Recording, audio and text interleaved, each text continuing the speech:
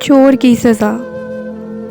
چوری کی سزا بھی تو یہی ہوتی ہے کہ چور کا ہاتھ کاٹ دیا جائے۔ اسلم ایک سپر سٹور میں داخل ہوا، پھر اس نے ایک مہنگی پرفیوم اٹھائی اور اسے اپنی جیب میں رکھ لیا۔ پھر اس نے ایک بہت ہی عمدہ گھڑی اٹھائی، اسی طرح کئی مہنگی چیزیں اپنی جیب میں رکھیں اور سپر سٹور سے باہر آ گیا۔ اس نے بہانہ بناتے ہوئے قریب ہی ایک دکان پر وہ چیزیں سستے داموں بیچ دیں۔ اس کی موٹر سائیکل بھی چوری کی تھی جسے وہ بے دردی سے چلا رہا تھا۔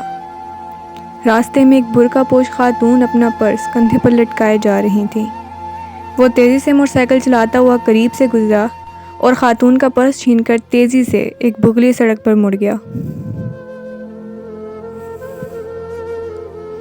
آلو لے لو، پیاز لے لو، کھیرا، ککڑی، بینگن، ٹماٹر، کریلے بھی ہیں اور ٹنڈے بھی لے لو، تازہ سبزی لے لو۔ کرمو روزانہ کی طرح آج بھی آوازیں لگاتا وہ اس گلی سے گزر رہا تھا کہ اچانک ہیلمٹ پہنا ہوا ایک آدمی تیزی سے موٹر سائیکل بھگاتا وہ اس گلی میں داخل ہوا اور دیکھتے ہی دیکھتے کرمو کے ٹھیلے سے بری طرح ٹکرا گیا۔ آدمی موٹر سائیکل سے گر گیا، موٹر سائیکل بھی زمین پر پھسل گئی، کرمو کی ساری سبزیاں بھی بکھر گئیں۔ کرمو چونکہ موٹر سائیکل کو دیکھتے ہی پیچھے ہٹ گیا تھا، اس لیے وہ محفوظ رہا۔ وہ اسلم تھا جو درد سے کرا رہا تھا۔ اس کی بائیں ٹانگ سے خون نکل رہا تھا اور دایاں بازو بھی بری طرح چٹک گیا تھا۔ موٹر سائیکل کے ٹائر ابھی تک گھوم رہے تھے کیونکہ انجن بند نہیں ہوا تھا۔ کرم اس آدمی کی حالت دیکھ نہیں پا رہا تھا۔ وہ جلدی سے لوگوں کو مدد کے لیے پکارنے لگا۔ اس نے موٹر سائیکل کا انجن بھی بند کر دیا تاکہ اس کی آواز واضح ہو جائے۔ جلد ہی لوگ اس کے ارد گرد جمع ہو گئے۔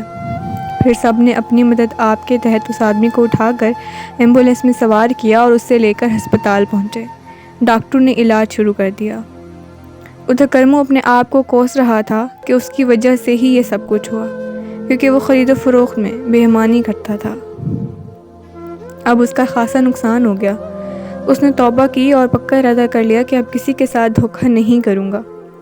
اسلم کی حالت بہت خراب تھی۔ اسے ایمرجنسی وارڈ میں لے جایا گیا۔ اس کی بائیں ٹانگ پر بہت گہری چوٹ لگی تھی۔ دائیں ہاتھ کی ہڈی ٹوٹ گئی تھی جس کی وجہ سے اس کا پورا ہاتھ ناکارہ ہو گیا تھا۔ اس کی جیب میں کئی ہزار روپے تھے۔ اس ہسپتال پہنچانے سے پہلے ہی کسی نے روپے نکال لیے تھے۔ موبائل بھی جیب میں نہیں تھا۔ تھوڑی دیر بعد اسلم ہوش میں آ گیا۔ اس کا دایاں ہاتھ بھی کسی کام کا نہیں رہا اور اب وہ اپنے آپ کو ملامت کر رہا تھا۔ اس نے چوری کر کے جتنی بھی دولت جمع کی تھی سب ختم ہو گئی تھی۔ اس نے اپنا ہاتھ بھی گنوا دیا تھا۔ چوری کی سزا بھی تو یہی ہوتی ہے کہ چور کا ہاتھ کاٹ دیا جائے۔